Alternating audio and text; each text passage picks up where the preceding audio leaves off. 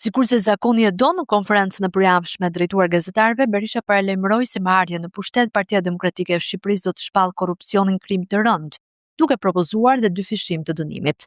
Por lufta kundër korrupsionit nis me pasqyrën, sepse nëse korrupsioni do të shpallet krimi i rënd, atëherë reforma e parë duhet të jetë autobiografike. Ndaj pyetja që rrjedh natyrshëm është: a ka vullnet doktori ta predikojë këtë? Nëse parimi është zero tolerancë, atëherë transparenca duhet të nisë me dosjet që kanë shoqëruar vetë lideri ndër vite, jo me lot për demokracinë, por me fakte, me llogaridzënie, me pasqyrën përballë, aty ku revolucioni duhet të nisë nga shtëpia. Pastaj, radha kalon te miqtë e shtëpisë politike, si për shembull Flamur Noka, një nga zërat më të fortë opozitar. Nëse standardi i ri do të jetë i zero tolerancës, atëherë çdo çështje, çdo procedurë, çdo dosje që lidhet me bashkëpunëtor apo figura si Flamur Noka, duhet të trajtohen me të njëjtin zell, si akuza ndaj majorancës, sepse revolucioni moral nuk do të kishte kuptim nëse funksiononte me përjashtime. Nëse SPAK heton një bashkëpunëtor të afërt, prova e sinqeritetit nuk është sulmi ndaj prokurorëve, por gatishmëria për transparencë, sepse nëse korrupsioni është krim i rënd, ai nuk bëhet i lehtë kur i përket kampit ton.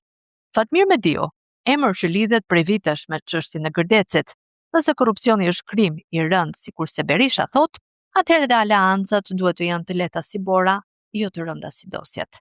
Gazmend Bardhi, një aleat i viteve të fundit i Berishës, përmendur shpesh në debate politike lidhur me çështjen e Pierin Xhuvanit, në një replik të premtuar si e pastër, çdo hije kërkon sqarim. Figura të tjera të vjetra si Aldo Bunqi, që për vite kanë qenë pjesë e sistemit që sot shpallet për të rrësuar.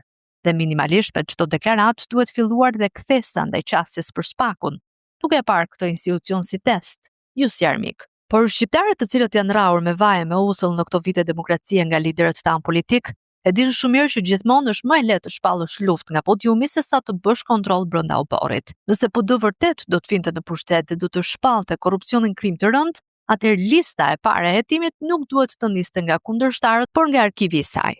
Sepse ndryshe premtimi tingëllon si një pastrim që fillon nga komshiu, ndërsa shtëpia jon ende pret fshesën.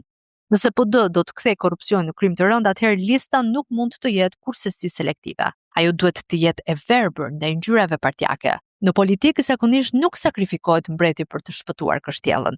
Sakrifikohet kështjella për të mbajtur mbretin. E nëse do të detyrohet të zgjidhte, logjika politike sugjeron se do të ruante veten sa më gjatë, sikurse ka bërë, dhe do të lindte që rrethi të rikonfigurojë sipas nevojës, por pa u përfshirë në çështjet familjare. Në fund, pushteti funksionon me instinkt mbijetese, jo me sentimentalizëm. Nëse do të detyrohet të zgjidhte, logjika politike sugjeron se do të ruante veten dhe familjen sa më gjatë dhe do të lindte që rrethi të rikonfigurojë sipas nevojës. Ndaj kjo deklaratë e ditës së premte e Berishës duket se më shumë e vonon ardhjen e tij në pushtet, pasi e bën atë edhe më të pabesueshëm se ç'është në sytë e elektoratit, por aq kosa nuk ka ndërmend ta nis nga vetja apo nga të tjetët. Dhe fabula që na vjen nga populli, sot jo pa të drejtë. Ujë kuqime në ndëron, por zakonin se harron.